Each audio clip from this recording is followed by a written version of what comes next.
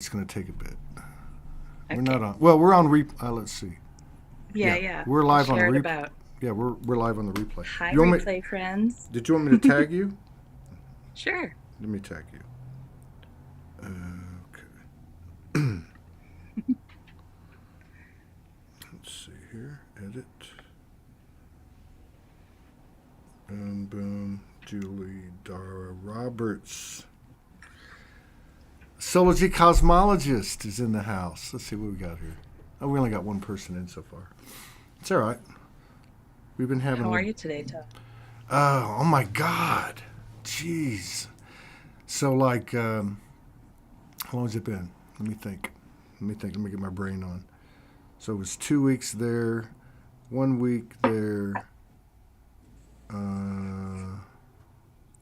No, how are you today? Who cares Yeah, about yeah. that I'm stuff? just trying to give you the backdrop.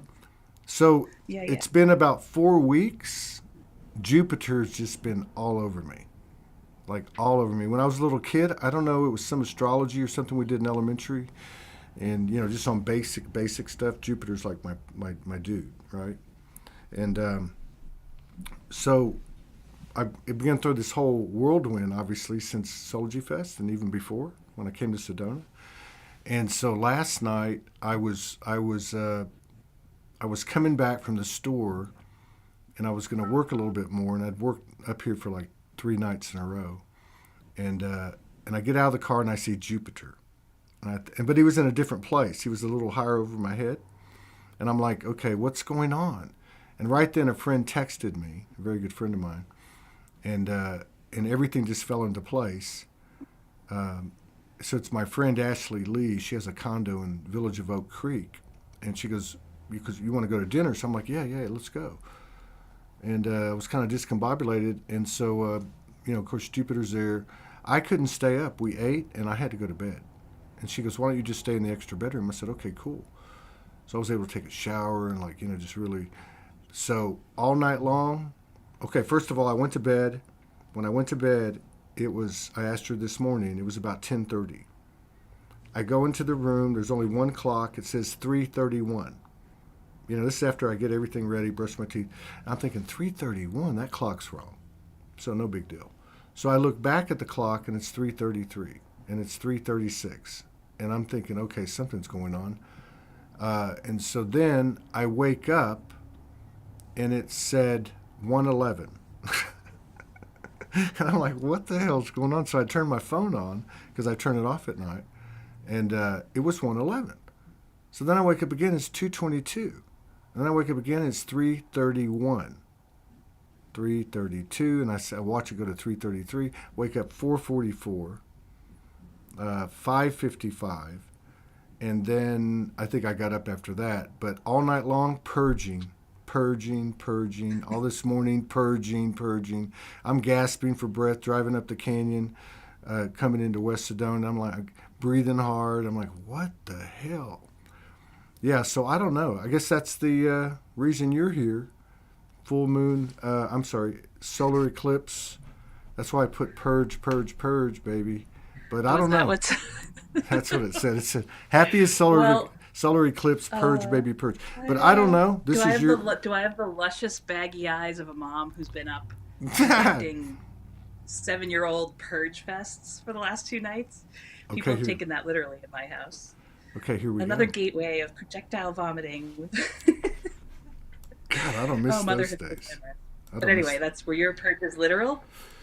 Yeah. Well, yeah. When I purge, though, it's because like during the night, there was a lot of, I guess you would say, unraveling of illusion and Mm-hmm. uh, weaving of reality.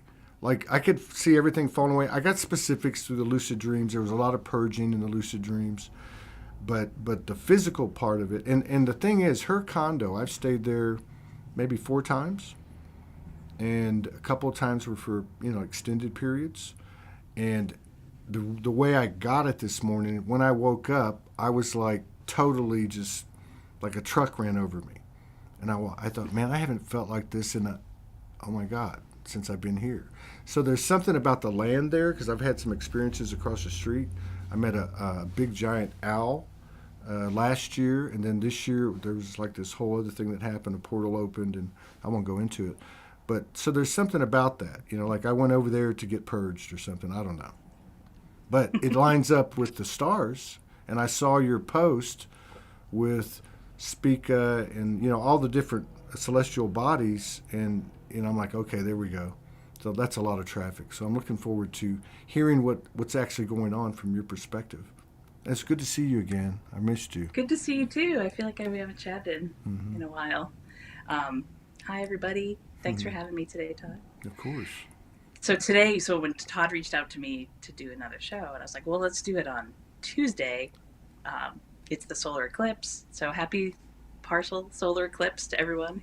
We're in kind of like live time.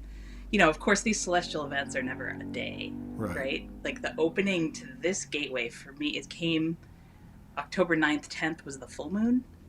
Right. And that I could, it's like that the moon, when the full moon ebbs down to the new moon, that's when we have solar eclipse at the new moon. So it's like that, the whole lunar cycle. And then at the next full moon will be the lunar eclipse on November 8th, 9th. Okay, that's what I thought. That's what I was telling my friend. So eclipses generally come in a 2-pack, sometimes a 3-pack or a 4-pack, meaning they, the alignment is such, like you never get a solar eclipse just standalone. There'll always be a lunar eclipse, either 2 weeks prior or 2 weeks later. So we've this particular gateway between the two eclipses is powerful, and then the full moon, the October 9th to the November 9th new moon window is really there's so many celestial things. So I went down, one of my service roles to the community and to humanity is to call some of these out and write about these things. And when I was sitting down to write up the thing that's happening this week, it was so huge and it was so hard to put into words. I had to parse it out into these 8-part shares, because who could read an article that's that long anymore? 8 parts? You can only take little nibbles. So I can put that, I'll go back and put it in the comments. So I've put it up on my website, and there are blog posts or some videos. So this to me, when an eclipse happens, for those of us that are celestial gatekeepers and work with the celestial sphere and where the planets and stars are in the sky, the sun and the moon and a bunch of other things are sitting in the Virgo constellation. Okay. So the Virgo constellation is she's Divine Mother, Virgo. Sometimes I see her in the figure of the Statue of Liberty, the Lady of Light. She has a lot of that, Mother Mary, that whole paradigm of Divine Mother qualities. And the gateway, so Spica is one of the stars in the Virgo constellation, and nearby the Virgo constellation is Arcturus. So if you're picture the Statue of Liberty standing, and she has one arm down or with the book, right, and the other one with the torch. Arcturus is on the side of the torchlight, and Spica is down with the book, the Law of One book, the record, and that gateway, the ecliptic, where all the sun and all the planets travel along, goes between Arcturus and Spica. So I see that the eclipse is happening in the Virgo gateway, and I'll just point out. Oh, did we go away? No, I'm just making that I'm making that thing come up. Can you see it? Oh yeah, cool. Thanks. Okay. So can you see the orange dot by the V of Virgo? That's Arcturus. Right here. And right here. Yeah. No, that's Mercury. Oh. Go up higher. Can people see your cursor? Go up higher. Oh, you're talking the V in Virgo. This way up here, this V? Yeah, no, see that orange ball? This one? Yeah, that's Arcturus. That's Arcturus. I couldn't, yeah. You can see my pointer. Okay, that's Arcturus right here. I can see your pointer. Yeah, that's Arcturus. So I see the lady. If you look close, she's diagonal right here. Okay, so that's Virgo. That's Virgo? Yep. That's the constellation Virgo. Far out. And the Spica is labeled right underneath Mercury. Is a blue dot in this star. God. It's a lot of traffic. So also this when we have a solar eclipse, the new moon covers the face of the sun. So where it's visible on the Oh, globe, this here. today is more in the Europe, Russia. So those of us in North America can feel it but not see it. And you see Venus right there next to Yeah, the sun. that's trippy. So on the 22nd, Venus was direct in conjunction with the sun. Okay.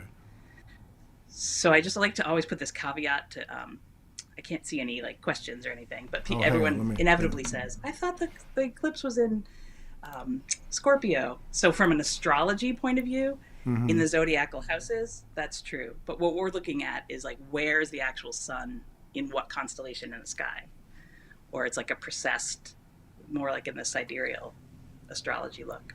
Okay. So don't worry about that. The people that know what that means will get what I'm saying. So right now, that Virgo energy um, is very much about. So what's come through for me in this is the last time we had a Virgo, the last time we had a Venus Sun alignment was January 8th.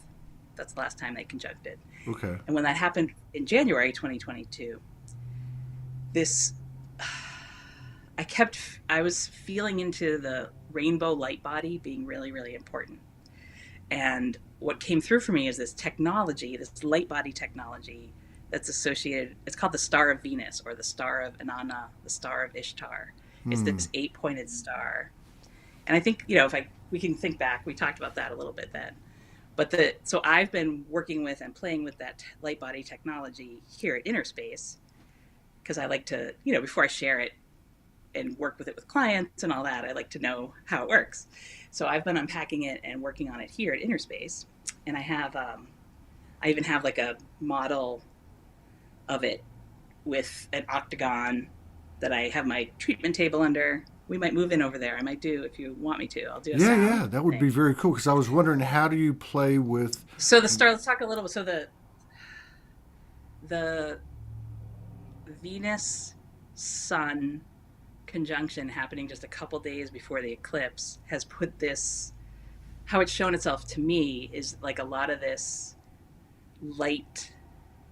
So what is like universal mother or divine mother or galactic mother, cosmic mother energy? Right. Is this birth of light, birth of stars, and it's been showing this. So this star of Venus is an 8 pointed star, and it's cool. It's from like Babylonian, Sumeria, Mesopotamia. That's like an ancient technology that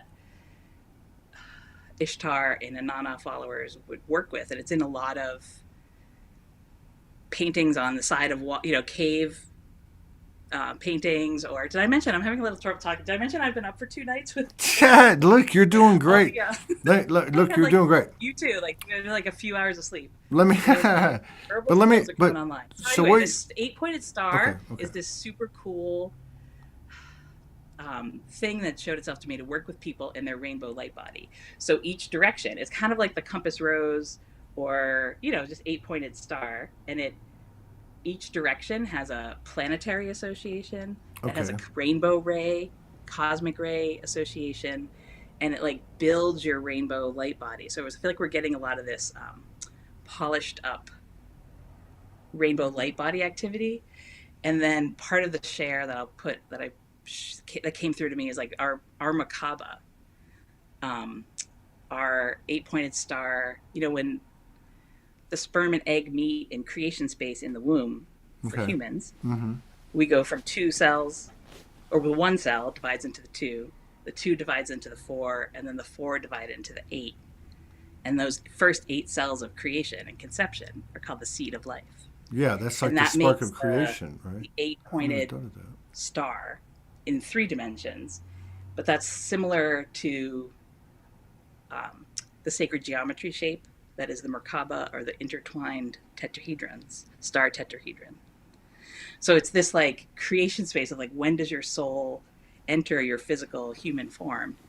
Is like in this Merkaba state at this seed of life stage. So it's happening for us individually. Yeah. I feel like it's happening to the planet, and the eclipse is highlighting it. So it's really, in some ways, it's like we're never going to know like which parts from this, which parts from that, like all these activations that are happening. But it's certainly this potent time to finish up a lot of the codes that have been coming through for 2022. A lot of these like builder codes and creation codes. So we're in this real creation space. The if we look on a map about the eclipse today, where you can see the solar eclipse, it kind of washes like from Greenland down across Europe, like a little bit of Russia. That's the visible place. And if you look at the map of when the May 16th eclipse happened back in May, it's like that they dovetail into each other. Okay. So the eclipse that was in May was like the whole southern flow. So that's like this Merkaba, the like two pyramids interlacing and coming together. That is an activation that's coming through for now. And so then I was looking, so I kept hearing Mary, this like Mary thing was coming through. And I was like, I asked this question to myself, like, did she ascend? There's the tales of Jesus ascending, right? But did Mary ascend? And I went to look it up, because it's like just like the tales of Inanna or Ishtar, the parable of Mary and Jesus is a thing. And that whole like, what if that virgin birth is really just like her as a cosmic birther, birthing through stars, birthing through light? But in the tale, the parable in the Bible, she didn't ascend. She had this assumption where her soul and her physical body went up into heaven. And then I was like, bing, bing, bing. I'm like, oh, it's physical body ascension. That's like, to me, what the biggest thing this week is happening. And it's showing up in purgative cycles. Yeah, some no people kidding. are having like it's clearing. For me, it's been really showing up in my feet, legs. But it's like, so what is physical body ascension? We ascend our consciousness, and then we ascend like the physical body, like light has to get into the dense fabric of the physical body. Right. And stuff that you've been holding on to. And like the eclipse is all about that, right? Like letting go of old stuff. And in the tales of Inanna or Ishtar or Venus, Aphrodite, whatever, like there's a descent into the underworld too, right? Like the goddess goes into the underworld and either is, all this, the tales are similar but different. Like either she's killed or she's incarcerated or she's, put in a underworld purgatory state for a couple weeks, 40 days. Different parables have different, and then she ascends again back into the light. So Venus being with the sun means that we can't see it. So it goes invisible for a period of about 40 days, 20 days prior and 20 days post. So we'll be able to see Venus again. So Venus is making a transition from being a morning star that you can see in like the 4 a.m., 5 a.m. time. And that we stop being able to see Venus here on Earth September-ish, early September. So she goes into the underground. She's in the underworld now. Yeah, underworld. Birth out stars. I know I just kind of threw out a lot of info there, but No. I caught it from the very beginning. Before you even said the spark of creation, and then I was thinking that already. She's talking about the spark of creation. Then you went into the whole octagon, and really octahedron. And you're talking about all the different faces pointing towards different planets, and then you went to 2, 4, 8, 16. Because I remember getting that a lot when I first woke up. I just get these numbers because everybody's talking about 3, 6, 9, and I get that, but it was like 4, 8, 16, 32, 64, 128, 256, 520. I could go right up to like right. It's like cell division from a very primal place. But it makes sense. It makes sense that the spark of creation comes out and unfolds like that. For some reason, it makes sense to me. I can't substantiate it, but it's those 8. You know what I mean? Those splits to 8. Like there's something about that. Like codes. That's There's lots of different there's lots of different codes in life to decipher, right? And then this particular one is that creation code. The 369 is like another kind of like a builder scientific situation. There's lots of different, or there's the Fibonacci or the golden spiral sequence too that unfolds. So so we're at if it helps people out there listening, like we are at the kind of nadir of the underworld as we are now. Like we were on this weekend with Venus, meaning like she's deep with the sun. And so it's interesting to think of like, is it a dark underworld thing, or is it like so consumed with light that she's like reuniting with the sun? It's It's like it's cleansing. both and, you know? Yeah, like it's like cleansing, like deep Kali shadow work or something. But like the fact that she's with the sun, which is like the father energy. You know what I mean? Right. And she's actually, and Virgo's involved, and Virgo's the mother energy. Like I can see Mm-hmm. that. I can see like the And father energy putting, and I'm talking about within our bodies, like in the relationship, in our physical, as it translates into our physical experience, the her going deep again with that energy, right? As opposed to the mother's energy, right? Like we've had a lot of that, but now I can see somehow or another it makes sense to me. So how long does this last, and where the hell are we going? well, we're here. Like we're in. It's been for me the gateway strongly opened with the last full moon, October 9th. Okay. And even how the we put ourselves, or the universe puts us right where we're supposed to be. Like you're at your friend's condo, right where you need to be for whatever vortexes are available there. And for me, that was a long weekend where my husband had work off and the kids had school off, and so we went away to the South Shore of Connecticut, near the ocean. And one of the places, so the full moon was rise. I get to see the full moon rise over the ocean for like 3 nights and mornings. It was great, and in the sunrise.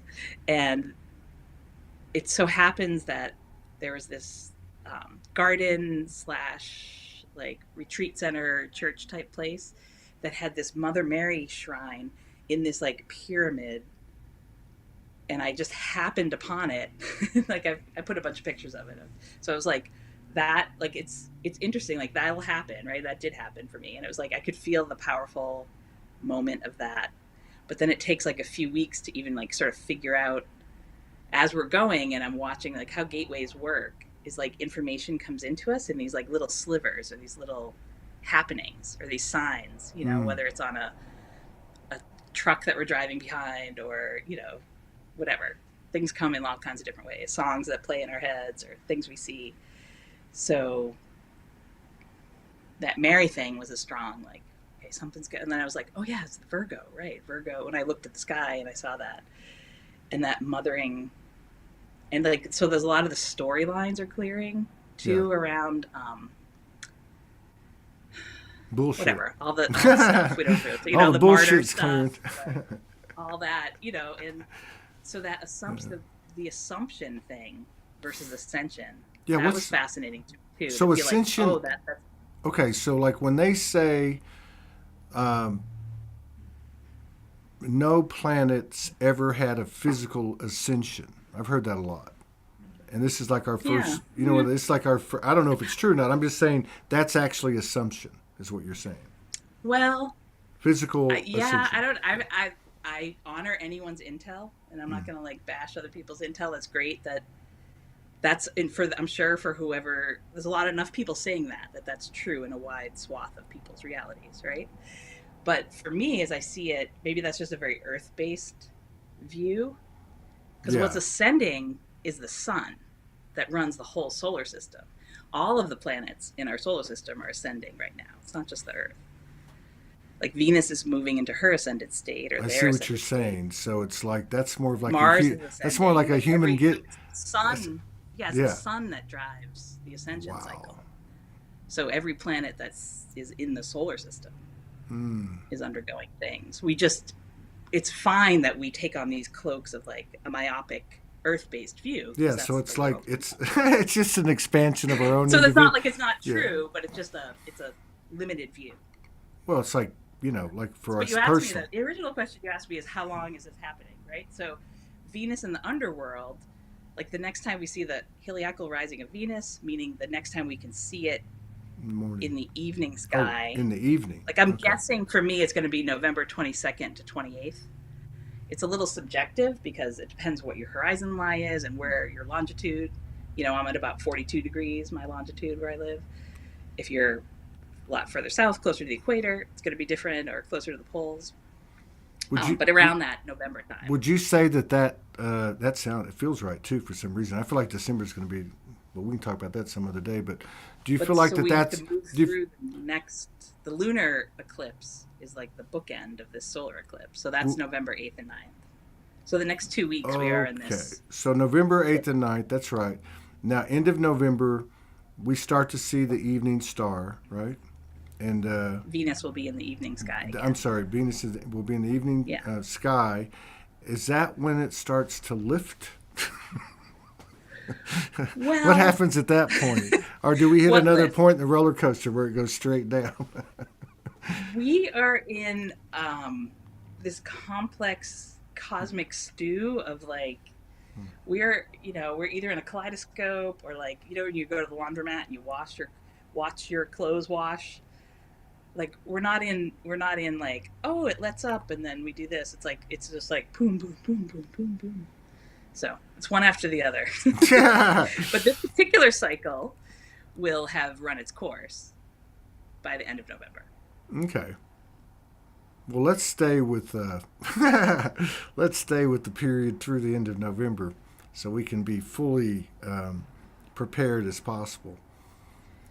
And I love talking to you because it's a whole different language. But it sounds to me like like all that going on, you know, people talked about the feminine and then the third energy and then the masculine and like to me it's Yeah. just like a never ending thing, right? It's just like that's what you're saying. It just goes forever. These are the way the rhythms work, and we can see these things, and people like you can read them, and we can certainly feel them, which is what you do.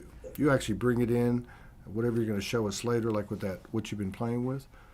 But it feels like to me. I mean, just the way you're describing it and the way it's been feeling the last few weeks, and how I feel this morning. Still a lot of clearing and deep purging. That's the physical assumption you're talking about? That's why so many people are feeling it physically. So when your light body comes online fully, or you move into next, like ascension is really up leveling your light body again and again, Mm. step by step. And it's not sensation free for the human, like we go through Can we have an years. orgasm now and So then? like there is a lot of Our soul. joy and amazingness and synchronicity Mm. and magical moments for sure.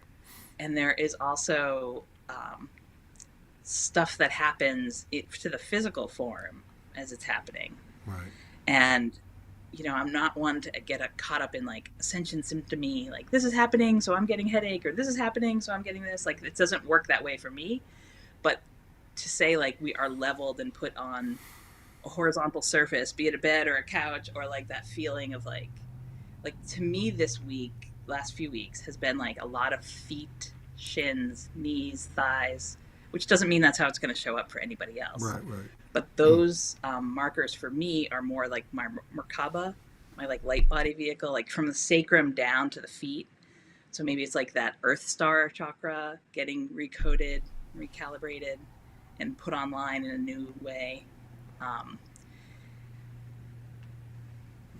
and like for each one of us, it'll show up in a different way, but it's not without its intense moments for the human body. And it's just helpful to me too to know. And of course, this is never meant as medical advice to anybody, but these things happen where they do feel like these intense things, where they're like either like when your spine goes through, like there's a different like levels of plasma, and the sun has been active. We've had the Orionid meteor showers coming. We've had solar flares, M and X classes, and it's like this whole cosmic stew is the best way I can describe it. From like a more astronomical look at like what is ascension, if we think about the solar system orbiting around the center of our galaxy, and there are parts of the galaxy that have these like literal cosmic streams. They're streams of stars and whatever material, dust, things that activate. So when our solar system is moving through a more light banded, intense part of the galaxy, then we get more of like bombardment from star codes and star particles. And that's like, So basically, and there's this ascension, the yugas would talk about these, we're in ascension cycles where right. it moves around. Sometimes we're in darker stages, but we're planetary wise, solar system wise, we are at this place of new light, new codes, all this excitement and activation coming through. And it is having this effect of like all that light coming in does purge out the dark. Yeah. Right? Like squeezes it out. Yeah. So, and I wonder if that's why the octahedron has been talked about so much over the last, 2-3 years, because of the pattern of the spark of creation, like the 2-4-6-8, and then also like the whole, I guess, quote unquote, prophecy, like with the yugas or whatever other text or whatever you want to look at, calling on this time, which, again, going back to your explanation about are we the first planet to ever physically ascend in our bodies, that being a narrative or a story, and I agree with and see where you're coming from, just take it a bit further. This is just basically our futile description of describing the natural that never ceases. And maybe this is a construct in this particular quadrant or this galaxy or this solar system or whatever. And maybe this is the Earth, right? I don't know. Maybe this dimension is everything we see. And, when we say we're coming to Earth, all of this is included. But when we leave the Earth, we're somewhere else. Do you know what I'm saying? Like when Franco talks about we have playgrounds and universities everywhere, we think it's just the Earth here. I have a feeling it's everything that you tell us about, everything that we see in the physicality, that has a physicality. So when we step out of here, if we want to come back, it's all involved. If we don't, we're in a whole nother place, including suns and solar systems and galaxies and species and whatever. I don't know. That's what happens when you purge. Yeah. You just come up with these streams of consciousness. Totally. It's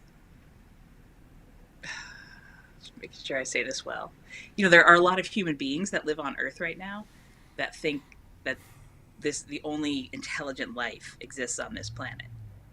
And that's not, that's fine. Are you talking about light worker crowds, or no, I just mean like human being. The people human being. Like, okay. That veil is getting like pierced big time. Yeah. From the James Webb Telescope and from different things. Like, where our human collective ability to think outside the box of all intelligent life is on this planet, that's getting pierced at a very, regular world. Scientists, not like just people like you and I, right? Mm-hmm. That like there's life on other planets. That's like coming to us soon. Yeah. Right. There's like one of the scientists, like like a valid. Well, they just source, formed. Get this. They just shaman like myself. Right. For the rest of us, we're like, yeah, duh. Of course, there's life on all the other planets. We're talking to stars on the daily. We get that, but there's also what I'm saying to you is that in our collective community, or whatever you want to call it, the light worker community or whatever, there could be some mindsets that like physical body, planetary ascension has never happened except for on this planet at this time, goes into the category with me of like, there's only life on this planet. It's just like a more limited view. It's not necessarily wrong. Yeah, it's like you were talking about earlier. Once you see it from a larger point of view, you'd be like, oh yeah, right. There is life everywhere. Or, of course Venus is ascending too. It's like what you're talking about, those beliefs that we have or those overlays that we take. It's still just an expansion of the what we talk about, like, we just need to get out of our way. It's that part of the human, right? It's that part of the human that it's the intellect versus the natural intelligence that we have. You know what I mean? Because when you describe that whole thing about, and you're right, on Earth, people believing that we are the end-all, cure-all. But when we started, because you can look at all the oral histories and, you can look at the Sumerians, etc., the Dogon tribe, they totally saw the universe as basically God, and we're a piece of it. And then over time, it's like a big fat pimple to me, where the intellect comes in and the agendas and everything, and like what you're describing, I just see it like ready to pop, because you're right, it's moving back the other way. to where the truth is coming out. Yeah. Um, it's for the equinox, the September equinox. The info or the things that I was paying attention to at that time, the info that came through for me during that gateway was a lot about this like divination by through your senses. Like us here on planet Earth, like our part of our physical body ascension or ascension in general is bringing online these more subtle skill sets. You know, as the light comes in, it's like we're able to see from a vaster view, and things that in, like you were talking about, more different cycles or different times on the planet, people that could talk to the stars. You know, the here on in North America, the native tribes talk about the star elders. You know, they would talk to stars kind of the way that, you know, some of us, like I do, and some others do. Like, you just talk to stars as light beings. You know, it's not like a conversation like we're having here with words, but it's a code exchange with stars directly. Right. And there was a period of time where those people, you know, were considered the shamans or the, you know, revered in certain circles or certain villages, right? And they were kind of taken care of, and their skill set was appreciated by the other humans. How about that? Right. And we've fallen into this way where those cycles, you know, in some ways, as we've come into as a more rational section of humanity has come online, more like scientists and politicians and people that have money, like they've been taken more seriously thus far, or in our little cycle. But that's eroding now too. Like, part of what's purging is that thing of like, it's like, what's really an important skill set to have, right? Is it to be able to like look at the water and, you know, to be like a hydromancer or a geomancer or a, you know, look at the clouds, like read the tea leaves of the clouds and talk directly to the universe. Or did you ever read the Alchemist, like Kabbalah book? You know, he's like walking through the desert. It's like he talks about the soul of the wind. Right. It's like those of all of us, like so many people that are listening to us have this conversation. We all have these skill sets. Like that, it's part of our awakening, as we call it. It's like these subtle skills come more online. And it's not like a thing that like just Todd Medina or just Julie Roberts knows. No, that's true. Like, this is a great point. Any of us as humans like can develop those. Just like if you want to run a marathon, you don't start running 26 miles. You know, you build up to it. If you want to be able to talk directly with stars, you build up that skill set by working those muscles.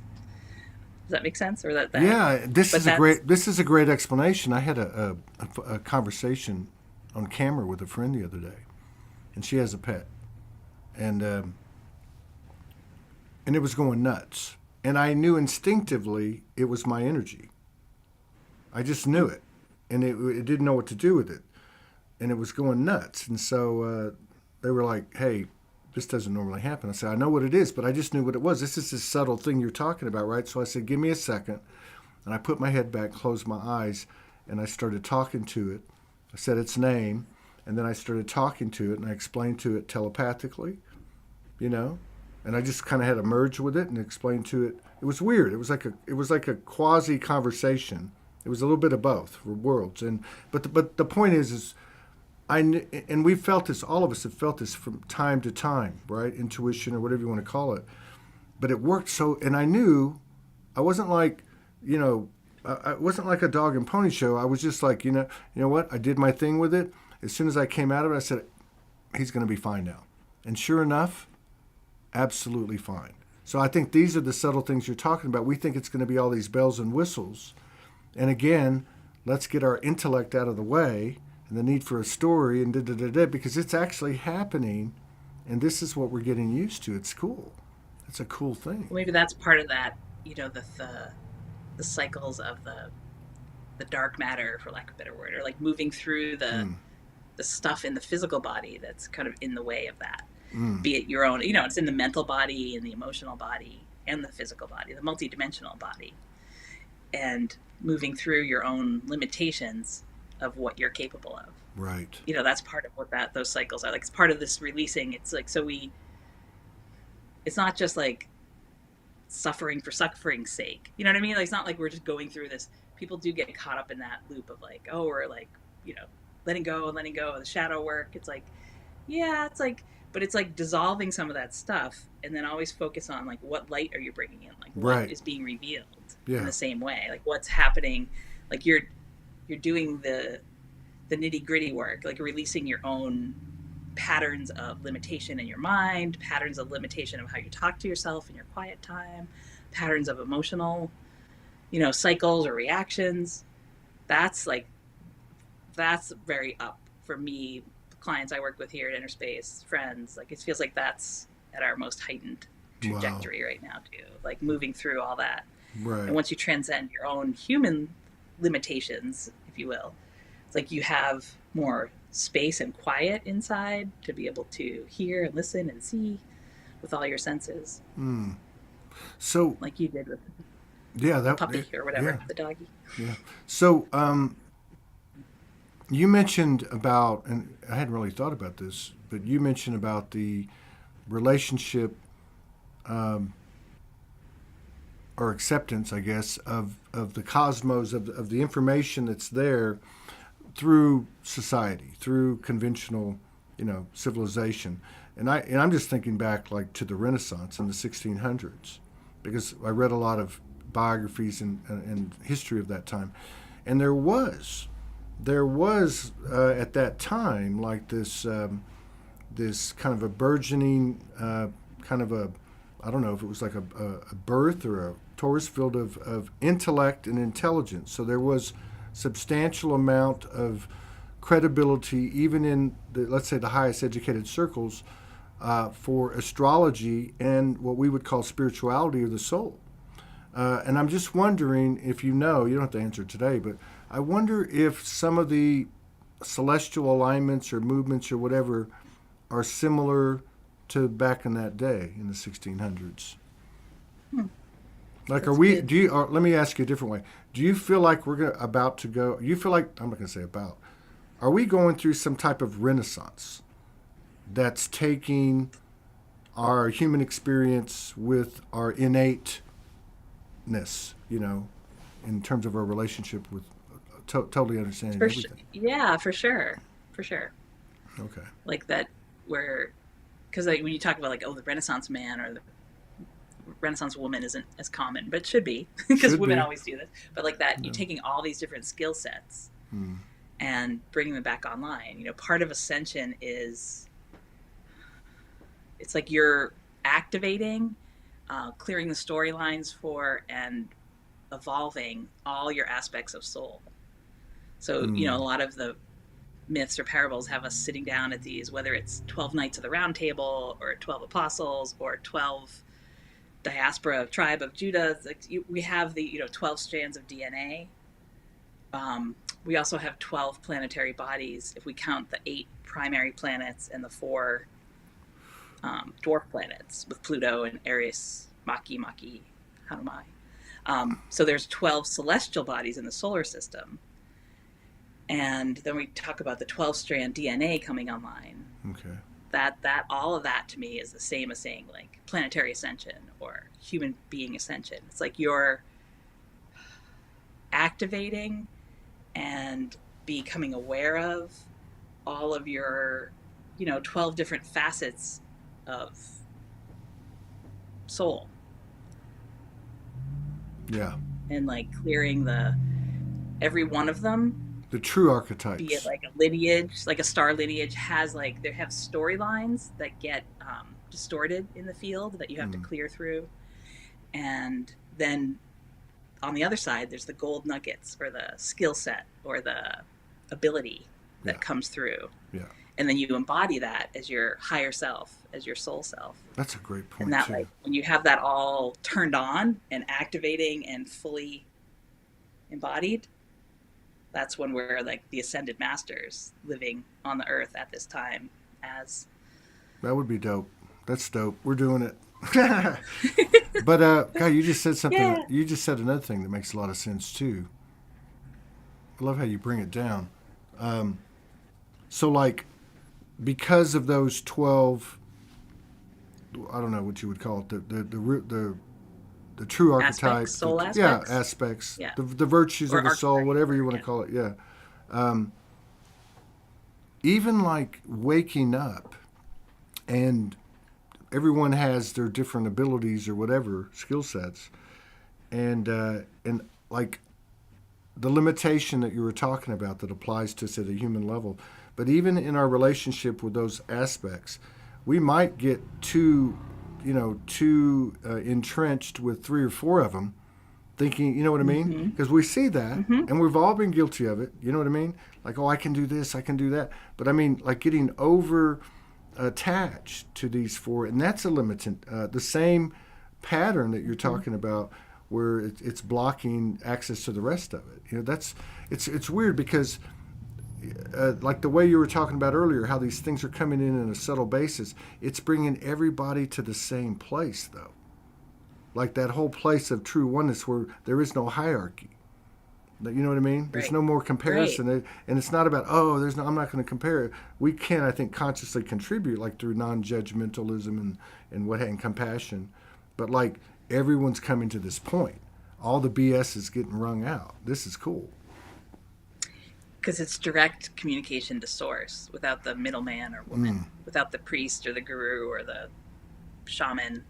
It's like direct source link. Yeah. Like when you have all those 12, because that's even to think, there may be a few people in the village that are maybe better at it. Like I can't build a house by myself, in a couple weeks, but I can build a light city with my Dhara team, in a couple hours or whatever, a couple lifetimes. But it's like everyone has a different skill set, so we do come together to share in the global village, the soul village, but everyone has direct access to all of it. But yeah, what you said about we get entrenched, or there's certain skill sets or certain soul aspects that come online first, right? And so we're more comfortable with them or familiar with them, right? And so we do identify maybe with that skill set or that story, but then it's fun to expand beyond that. Yeah, it's just interesting how we're all being held to the same level of accountability or reality, I guess, as you could put it that way. But I can see, things come in because you look back. We started the show. Even back whatever that was, 7, 8 years ago. Back then, people would come on that were uniquely, apparently, different than everybody else. You know what I mean? And so it wasn't really just the jolt they got from the download or whatever, but also the attention and energy they got from people. Because you really have seen this fade for quite some time, especially since like late 2019. People really coming into their own power. Many people saying, "I don't watch things anymore. I'm doing my own thing. I go direct." Right? So it's been a quick evolution since 2012. It really has when you think about it. Yeah. It really has. I mean, we've dealt with some major human patterns of behavior and just second nature, or became second nature, that we're unraveling. It's not always the trauma and the gook and the crap and the grime. It's just the way we behave, because it's like training an animal, right? Taking them out of their normal cycle, and eventually, you know what I mean? And can you imagine in the ascension that all dogs go back to their natural way, whatever that is? And it's been so long since we've known. How would we know? They've been our pets. You know what I mean? I mean, like you said, it's the sun and everything contained within its illumination. And then not just the sun, but every sun. Is every star in the galaxy ascending too? Is it like a galactic ascension? Yes. So it's like the stars themselves are getting recoded. So that's like the next. It's like the galactic center that distributes the light codes throughout the galaxy. Do you conversate with with the planets, with the work that you do? Do you do that? Do you commune with them? Do you get information from them, visit them, check out their quote unquote civilization, which I hope everybody gets what I'm saying, doesn't have to necessarily have the same physicality as the rest of us, I mean, do you lock into these things? And yeah. And what do you find out? I mean, I'm just curious. I mean, I'm going to have to go do that. I've done a little bit of it, but I'm not in the business that you're in. You know what I mean? I can see where you would be doing it I would be doing it all the time. I visit lots of podcast platforms, different platforms for what I do. I could imagine you would be doing this a lot. It's pretty cool. Well, it's just a way of being. It's not like a thing that you do separately from It's just part of you. the daily thing. Yeah, it's just like, Mm. so it's, is there times where like, oh, I get, but so we go back to your beginning when you said you got called awake at the 111, the 22, the 33, like it is, it's happening like multidimensionally throughout the day, every day. Okay. Other times where it's more focused and like on purpose, for sure. Like on Saturday, I got like the align. Speaking of planets aligning, I got the Holy Grail, the babysitter that came over. I played with my kids for a few hours on a Saturday afternoon, and I went out and I was, I didn't have any particular agenda or place that I wanted to go, but I was calling forth. I was like, I want to go to a place where I can connect in directly with these codes and the sun. And so I found myself at a couple different lakes. I was out for like 3-4 hours, and like it's an on purpose being on the planet, being out in nature, being under the sun, and being open to receive. Like that's a more on purpose activation. But it's not like I ever shut that off and like stop doing that, by night or day. It's just like like driving the kids to school. It's like moments of like things, like it's happening all the time. Well, I get you. I got Does you. that answer your question? Is that Especially what you now.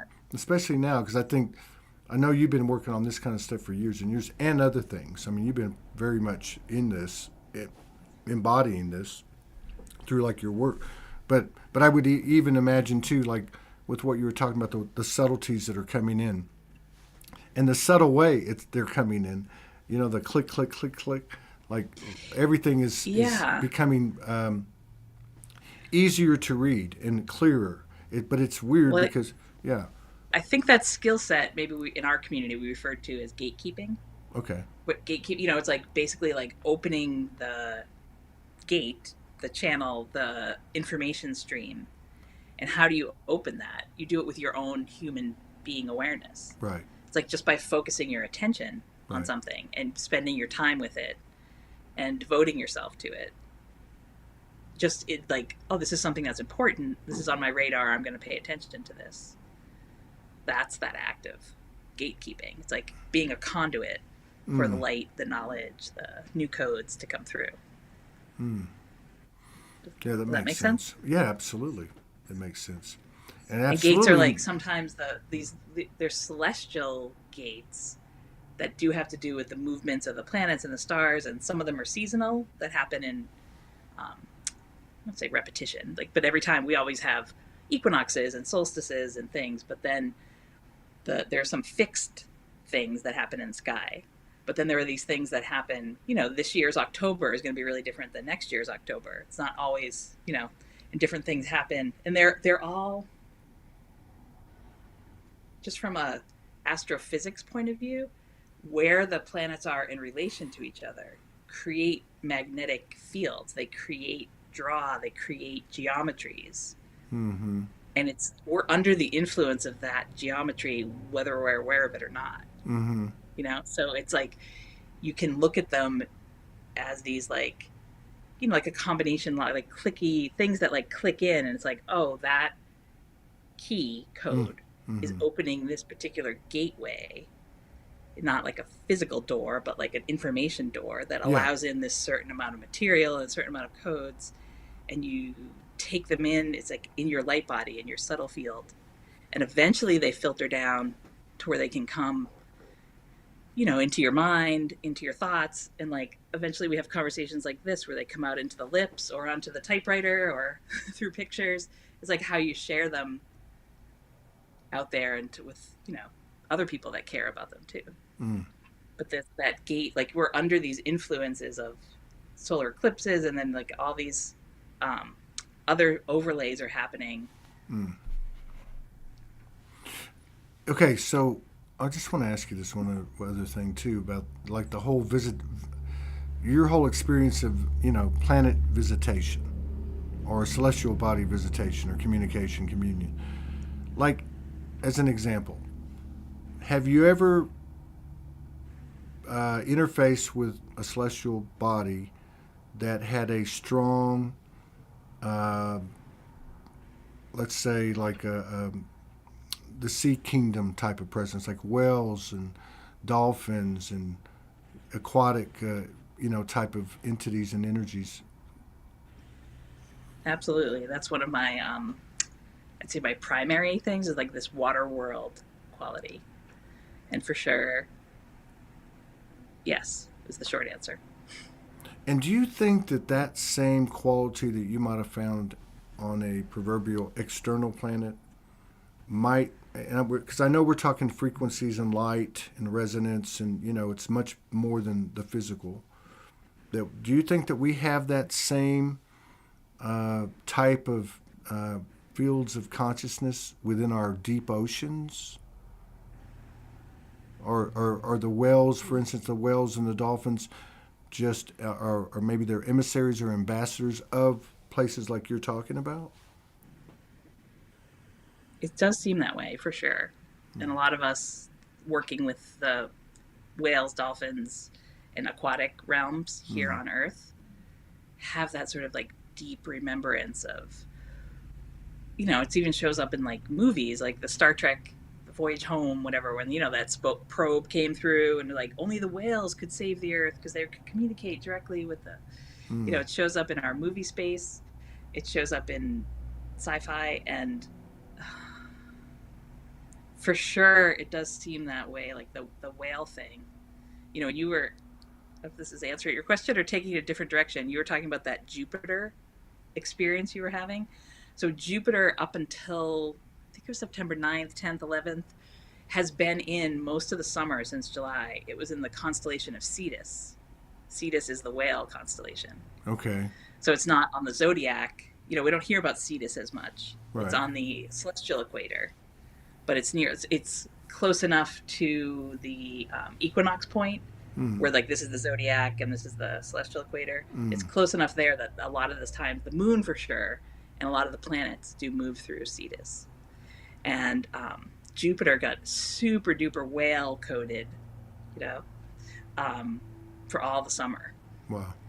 Now, like when it moved out of that, it was like mid, like I said, the teens of September. It moved into a different constellation in the sky. But that, for sure, the whales in that, like a lot of us have that aquatic memory. I feel like it's cellular, it's DNA, and sometimes it gets overlaid as like an Atlantis memory or a Lemurian memory. For me, I've done a lot of work with shamans over the decades, and I did one, shamanic journey where they drum and then you'd go on this, like in that, I was on the back of a turtle and like through the oceans and then went down into this underworld, like kind of like underwater world place where there are all these like pods that the walls of the pods were like geodes with like crystals inside, and like crystals came on and activated and then like shot up through the ocean and like up into, it like became like a spaceship and did like a galactic kind of journey that way. I've had a lot of us have these experiences of, they feel like memories, whether they're simultaneously happening or other dimensions. I feel like those are like the holographic realities that we create, and for me, like I work a lot, like I use Andaras as that kind of interface, kind of like when Superman went to the Fortress of Solitude and he had those crystals and he like stuck them into the technology, and then like he could see like things get, the light codes are like this holographic thing, and it's not always an experience like, oh, I'm in a planetarium where I can see all the but it does happen a little bit like that. It's like the celestial dome is it just communicates in a similar way of like how the sun communicates in like light codes. And I don't know where we've gone now. That's okay. No, this is good. Well, I still want to go to the other room, but if you can. But what was the significance or the theme or whatever, because it's a big part of this period that you're talking about, of the equinox, of the September equinox? What do you mean, the theme, or like Well, like I my mean, what person, like what? like what does it represent, the equinox? And because I mean, it's one thing, equinoxes mean this or solstices mean that. I'm talking about energetically. But with everything that's gone on with this deep dive of all these things that you're talking about in this period that's obviously been very intense because everybody's talking about it in a way I've never seen. Was the equinox, did it like accentuate anything or did it mean anything, or is there anything that we need to know about it? Uh, yeah, a lot of things are happening. I'm going to look at where. So if we just to tie in like where the sun was in the sky, like the sun and the moon. I'm going back to. So I have my phone out. Has the. Oop, where am I? You're good. Sorry, my camera's backwards. I use Sky Safari. Oh, you won't be able to see. I'm just like, why am I on my phone? I'm not texting. I'm looking at where was the sun on the equinox. So Virgo, so in astrology, the zodiac houses are all, what are they, 30 degrees? They're all like, they take up the same piece of the pie. Like all the pieces of the pizza of the Now I understand when zodiac people. are cut in even God. things, but the constellations aren't that even. So Virgo is like one of the biggest, longest ones, and it takes up a big chunk of the ecliptic. So the sun went into Virgo. So if we think of her as like her maiden form, like the sun, I'm noticing there was a new moon the day I opened I just went back a month in time on my Sky Safari app. And so this is September 25th, and Venus, the moon, and the sun were kind of like sitting right on Virgo's shoulder. Okay. And now they're like down by her kneecap, if you will. If we just imagine that, how ancient astronomers divvied up the sky into different constellations. So it's really that the equinox has really opened the Virgo Gateway for all the things that we're experiencing now. I got you. That makes sense. So, so you don't have to do anything you don't want to do, but like you or even describe it to us. So like you said you were playing with the octahedron, and I asked you, how do you play with it? And you do it a variety of ways, but one of the things you're doing is you use it with your practice. Yeah. So the octahedron is a little bit different, just to be clear, than the Merkaba. So the Merkaba is two tetrahedrons, and the tetrahedrons interlace like the pyramid. So is the base of your pyramid a triangle or a square? In the octahedron, the base is a square, so it has four sides. Right. In the tetrahedron, the base is a triangle, so it has three upward triangles. But anyway, so back in 2012 or so, I was doing a lot of energy, my hands-on healing kind of thing. I was doing a lot of that work, and I kept seeing that to like put people in a room that had like put people in a shape. So I physically hung from the ceiling, because I'm in a space that has drop ceilings. I hung this octagon, and I had a friend of mine who is a fabric artist dye silks for me, and so it's suspended from the ceiling. Oh, you still have it? You still have it? Oh yeah. Oh, like, that's see my treatment table. Oh wow, yeah. It's in there. It's not good light today. We're like in a super. No, I can see what. Yeah. Forest. Sorry if I'm making everybody. Okay, so she made the octagon. Yeah. Like I have. You see it? Like this octagon. Yeah. Okay. And so they're like kind of. So we're inside of it, standing inside of it here now, and I've got all my like sound tools over here. You've never shown us this stuff before. Well, I know. I was trying to like go to a place. I was gonna do the whole broadcast from in here, but we're in the foggy forest for the eclipse today. How the eclipse is showing up in Worcester, Grafton, Mass, is a pure fog cover. I can't believe you had that dream about me in Worcester the other night too. That's crazy. I did, Todd. You were hanging out. And I was thinking about you the day before. Todd, you live in Worcester. So does this make sense more? Like, so this is and then I have, if you guys don't mind getting dizzy with me. So this is the Dhara team I use for the healing. Let's see.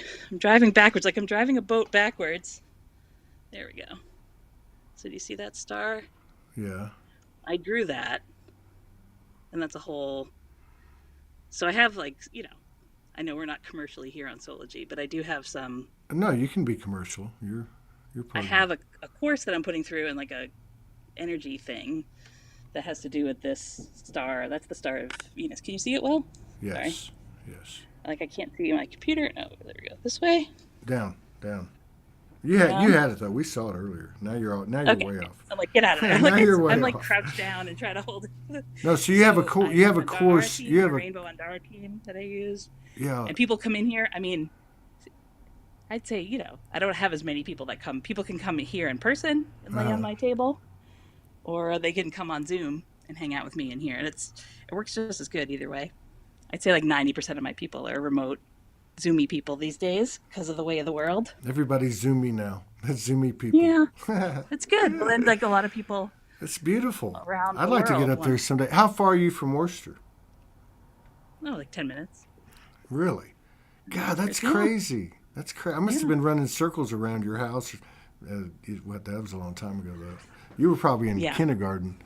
That would have been like in 2000. I don't know. I'm probably older than you think I am. It would have been like 2001, 2, and 3. 2001, 2, and 3. Older then. Yeah. That's where I would all the time. Wow. Yeah. So you saw the rest of my message to you, right? If you're interested, let me know. No. Yeah, I didn't see your message. The other day. Yeah, like between now and the end of the year, like if there's... Oh, yes, the message of coming on Soulogy to do things. Yeah, like, pick, sure. pick like 3 dates. Like the other people, Todd asked me, 4 dates. Do you want to come on? Yeah. And I said, well, we might as well do it on the eclipse. If we're going to talk about the eclipse, let's do it on the day. That's why I said, like, if you want to pick like 4 dates between now and the end of the year that are important, that you feel like, I think people are ready for this. And what kind of course are you doing? What kind of course is it, and when does it start? I have a bunch of different ones to answer that. So I will, if you don't mind, I'll put a link to so I have an online course platform, but the one I'm going to do a standalone star of Venus, that like the 8-pointed star energy activation thing. That'll be like a one-off. Okay. But I also have courses on there that are activating the rainbow light body, and some that come with like teams of Andaras that you can get with the course that the Andaras help activate, and some that are the rainbow shape. I was starting to say, so I had the octagon up, but I had it set up that it worked with the Ida and the Pingala and made it like worked through the chakra column. Okay. So I had the order of where the colors are on that octagon I just showed you had been in a flow form shape that would like help people to move stuff through their chakras. And then I told you in January that I had this like information. So you asked like how information comes to me, or if I talk to planets directly. Like I in that January 8th, 9th time, like I make myself a conduit or make myself open to the information, but it plays out in different ways. Like it could be you're doing intuitive research on a computer, Googling things, or it could be like books that you have on your shelves that you're like, oh, I haven't read this book in a while. You'll pick up something. But this particular star of Venus, when I kept feeling into, there's something about Venus and it wanting to help us activate our rainbow light bodies. And then I was like, I don't know quite what that's about. But how it came to me then, it was when I saw that technology that was the star of Inanna, the star of Ishtar. I was like, oh my God, I have a rainbow. I could just rearrange the colors and make it. And then like, so when I say like I've been playing with it here at Interspace, like I've been sitting in that physical rainbow with that Andara team. And it's a whole different flow of how I had it set up before. Right. So some of my people that will come in, this one is much more, how I had the octagon set up before is more like flow action, and this is like choom, choom, choom, choom, choom, choom, choom. You have to explain all this too. That's the best way I can describe it. Like it changes your energy. Yeah, we'll have to do something like too on like the way you work with the Andaras and what that's all about, and Yeah, we'll just keep going. If you So, want but you to. asked on the course. So I'm doing this week. I'm going to do just like kind of an intro to the star. But there's all these different ways of working with your rainbow light body, Hmm. and I have different. So I can put a link to it if anyone's interested in like working a Yeah, little put more it in the because I feel like comments. it's like light code. Yeah, that's I the best term for it. Is I have like light body technology. Like we're bringing on these different facets of our light body, and they have different shapes and they have different sounds. I do a lot of sound coding and stuff here too. So see that's all related to what they do over here with the sound yeah, and the even light. Sound's huge though. Sound and hertz, and I mean it's amazing. You know all the different ways we can create. Let's say a field of alignment or whatever harmony or whatever. So yeah, look so at that. Yeah. Oh, I was going to ask you. can you hear that? It's okay if you can't. Uh. Oh, I hear that. Yeah, I hear that. I was going to What were say. you gonna say? You're gonna I ask was going me. to say before we get out of here. I think we did it once before, but like could you like, do you want to give us like a singing bowl or I don't know, a I blessing? I set up for it. I'm all ready for Oh, you. awesome. Yeah, So I very cool. have just so people know the tools that are gonna play our way today. This is a Zen Vibrapoint. Wow. It's a Is that a singing bowl? it's a singing bowl that's made for like tonal acupuncture. Like you put it on the body, Oh, okay. and then you can like put it down on your shoulder or thigh or belly or. But it's Oh, a fun. It's like a hand bowl. very cool. That, and then I brought out. I have tuning forks that are tuned to the cycle the planetary. There's a Okay. whole Okay. the name of it's escaping me right now, but Here I'm gonna make you. so if I'm just going to do a little sound test, Yeah, I'm gonna make you big my so we sort of can see everything. hello everybody. And it's okay if you don't hear this. Can you hear that though? I'm gonna turn my mic off. Hang on. It's vibrational, and when I do one-on-one work with people, I have a microphone that I use, but I didn't. It's not set up today. But it's okay. My point is, if you can't hear it, it's still vibrationally happening for you. So I brought 4 of my tuning forks out that are this Earth. I mean, it's nothing really to look at, but I have Earth, Sun, Venus, and Moon to work with our things that are happening today. We're good? Everybody ready?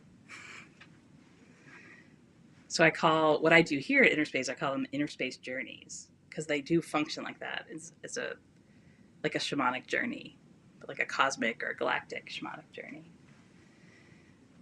So to receive these codes, you could close your eyes and relax into your chair or lay down on the floor or on a bed, couch. Put yourself in receiver mode.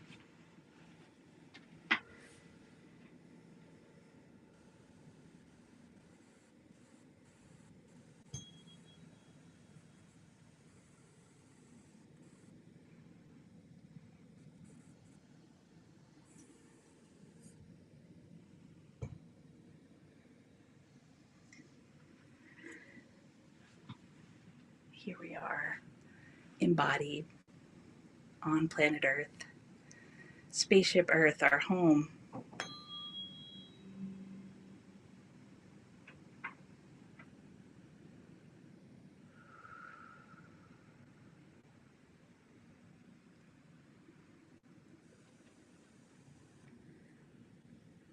And on this day, in our sky, from our vantage point on Earth, the sun and the moon overlap each other.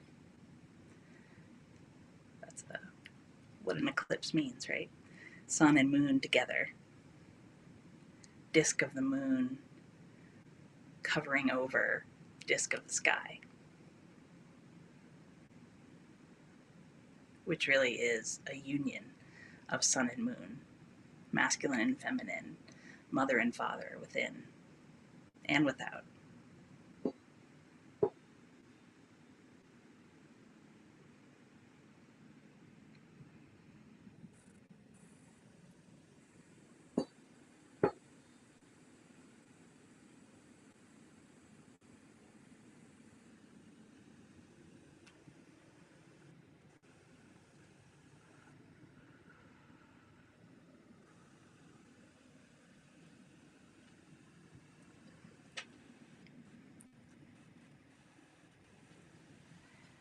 And sitting right there next to them for this particular eclipse that we're in today is Venus.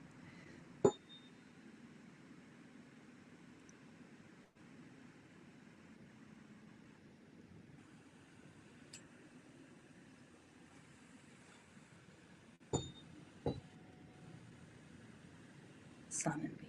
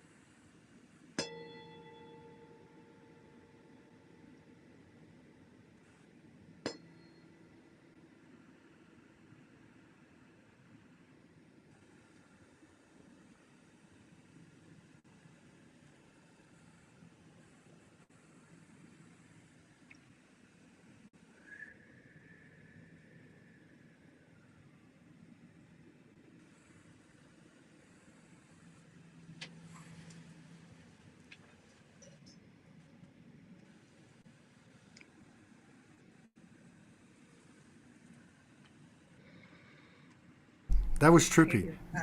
Right before you started, I started feeling 111 people in the house, by the way, in this moment. I started feeling this electricity coming up through my feet. Even, I think you had done the first tone that you could hardly hear. Like you had just said, just remember it's a vibrate. And I felt it come up my feet. And then, I don't know, it was very cool. Because I don't usually flow as well as other people with things like that, but I went right into it. It was all tone. It was all vibration. And your voice, too, was part of it. Very cool. Thank you for taking us through that. We hope to see you four more times before the end of the year. You know, with That'd whatever's coming. Thanks everyone for being here on live time or replay time. And your inner what? What's it called? Inner Space Voyages. Inner Space Voyages. That's .com. And then .com. Yep. InnerSpaceVoyages.com. Yeah. far And out. so the thing that I'm going to do this week for the Star of Venus thing does take us through each cosmic ray. Right. So each one is a color, a direction, a planetary association. Right. And I'm using the tuning forks and the octagon I showed you. That'll be Right. fun. Yeah. But there's also always fun stuff happening here at Inner Space. So Far out. thank you for letting me share it here with all the Of course. pieces. Yeah, of course. This is what it's all about. We'll be doing more and more. I mean, we're expanding. I'm not going to talk about it. I talked about it the other day, but the whole idea is to create a platform, to expand the platform we've always had, just to make it bigger and bigger and bigger, so everybody can get out there and support that, in a way that will serve everybody. But yeah, we'll be back in 37 minutes with somebody. I can't remember right now. Damn. And it's 2:22 here. 2:22. 2:22. Yeah, and yeah. Thank you. Thank you very much. Thanks, Todd. Thanks, everybody. Love you. Best to you and your family.